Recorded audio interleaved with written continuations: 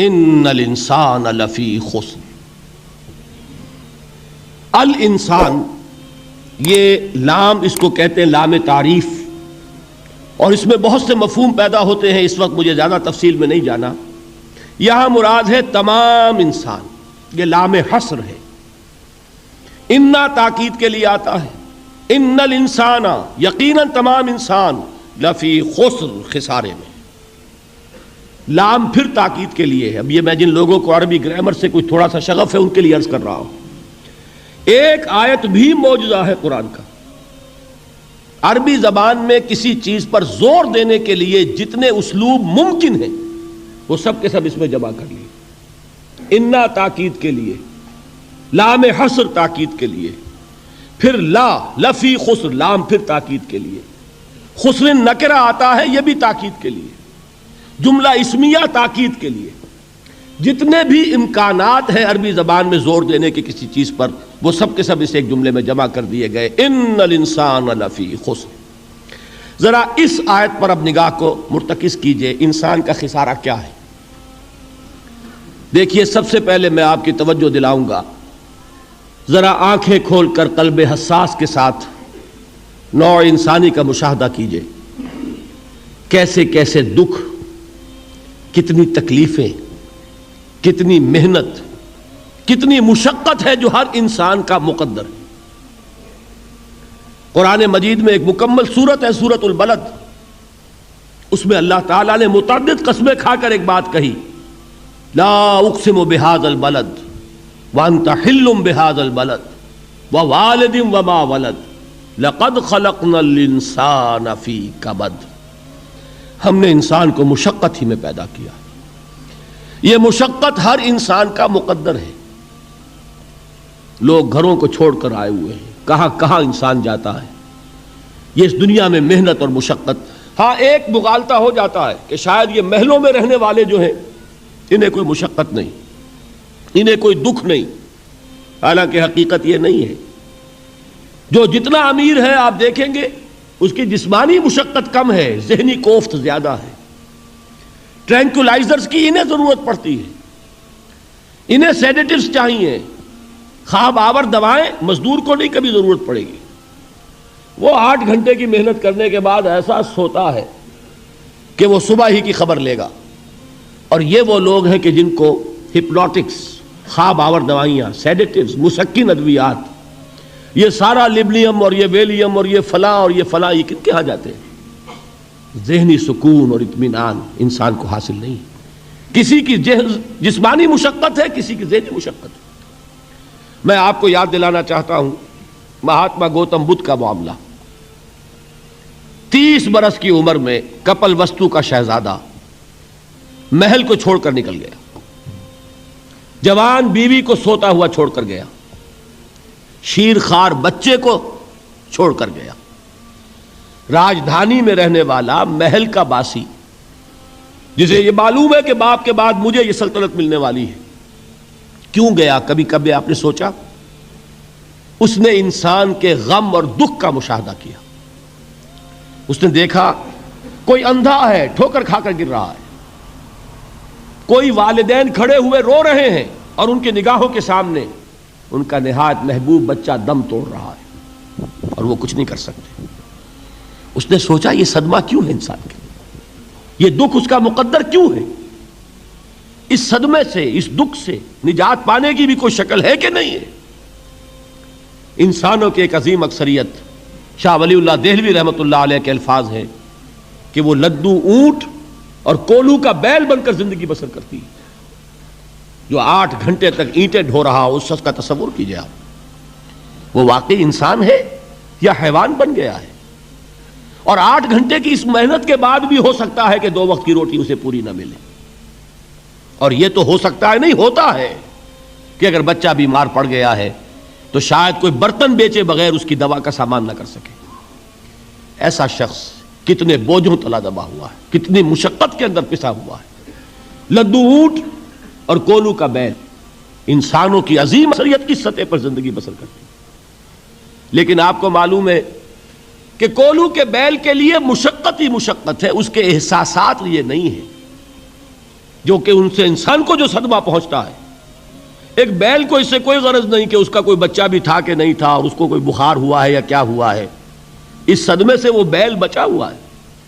گھوڑے کو کوئی پتہ نہیں کہ میرا بھی کوئی اولاد میری ہے یا نہیں ہے اور مجھے اس کا کوئی صدمہ ہے یا دکھ ہے، کوئی پتہ نہیں. لیکن انسان کا معاملہ یہ ہے کہ والدین کو جو جو دکھ دیکھنے پڑتے ہیں اپنے بچوں کے لیے، اپنی اولاد کے لیے. رات کی نیند ہے حرام ہے اس لیے کہ بچہ بخار میں تپ رہا ہے یا درد سے تڑپ رہا ہے، لہذا نہ ماں سو سکتی ہے نہ باپ سو سکتا ہے. میں نے ایک موقع پر دیکھا لاہور میں کیروسین آئل، اس زمانے میں ابھی سوئی گیس نہیں آئی تھی اور اکثر و بیشتر جو ہے یہی مٹی کا تیل جو ہے ایندھن کے طور پر استعمال ہوتا تھا، اس کی شارٹیج ہو گئی تھی. تو کئی کئی فرلانگ لمبی قطاریں لگتی تھیں ان دکانوں کے باہر، ڈپو کے باہر. اور ایسے ایسے منظر بھی کہ ایک خاتون برقع پوش، ایک گود میں بچے کو لیے ہوئے، ایک کی انگلی پکڑے ہوئے، بوتل ہاتھ میں لیے ہوئے تیل کے لیے، اور کئی کئی گھنٹے کھڑی ہے دکان پر. یہ مشقت انسان جھیلتا ہے کہ نہیں؟ غالب نے اس کا نقشہ کھینچا ہے کہ رنج سے خوگر ہوا انسان تو مٹ جاتا ہے رنج. مشکلیں اتنی پڑی مجھ پر کہ آسان ہو گئی. ہم بھول جاتے ہیں، ورنہ واقعہ یہ کہ قلب حساس ہو اگر، اور قید حیات و بند غم اصل میں دونوں ایک ہیں. موت سے پہلے آدمی غم سے نجات پائے کیوں. اچھا یہ تو ہوا لقد خلقنا الانسان فی کبد. حیوانات کا معاملہ ایک اور اعتبار سے آسان ہے. ان سے کوئی محاسبہ بھی ہے کیا؟ کوئی جواب دہی بھی ہے؟ کوئی ان کو اللہ کے حضور میں کھڑے ہو کر اپنے اعمال کا حساب بھی دینا ہے؟ نہیں. انسان کی یہ ٹریجڈی ہے، یہ المیہ ہے انسان کا. اس کو بھی قرآن مجید کی ایک صورت میں قسمیں کھا کر اذا السماء انشقت، اس کے بعد کیا فرمایا؟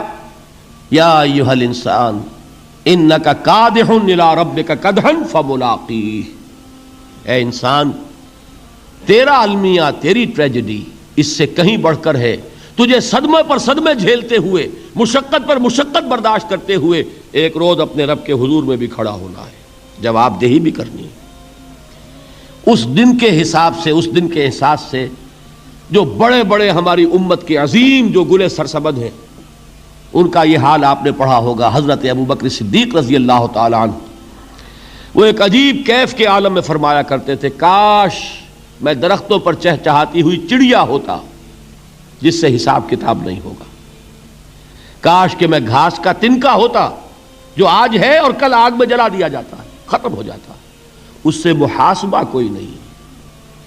وہ جس کے احساس سے کہ حضرت عمر جو ہیں اپنے انتقال کے وقت سخت بے چین تھے.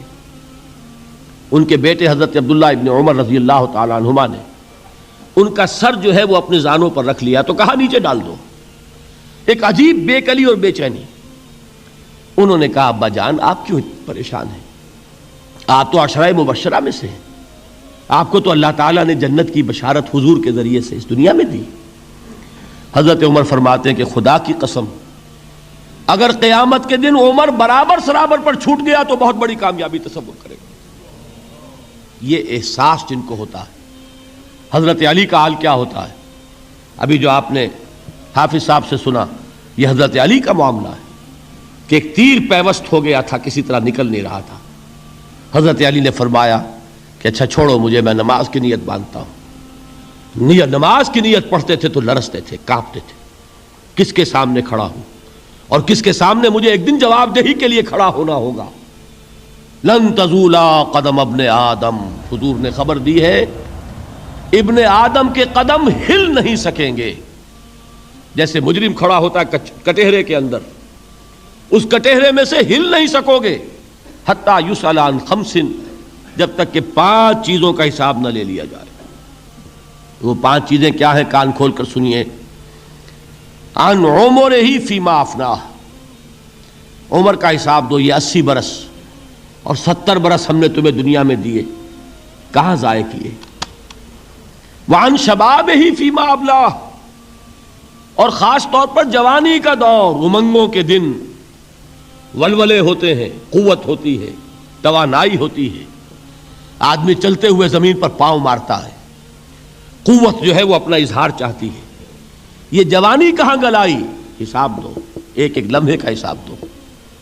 وَعَن مَالِهِ مِنْ أَيْنَ اكْتَسَبَهُ وَفِيمَا أَنْفَقَهُ، ایک ایک پائی کا حساب دو، مال کا کہاں سے کمایا تھا، حلال سے کہ حرام سے، اور کہاں خرچ کیا تھا، گل چھروں میں، عیاشیوں میں، یا نیکی کے کاموں میں، ادائے حقوق میں، اللہ کے دین کے لیے.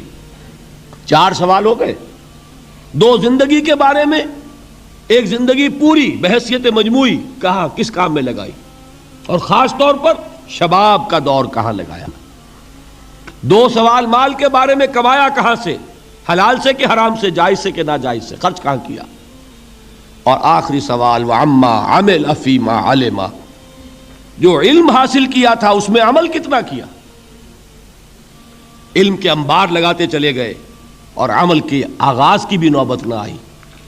یہ علم جو ہے یہ اس روز سب سے بڑا وبال بن جائے گا انسان.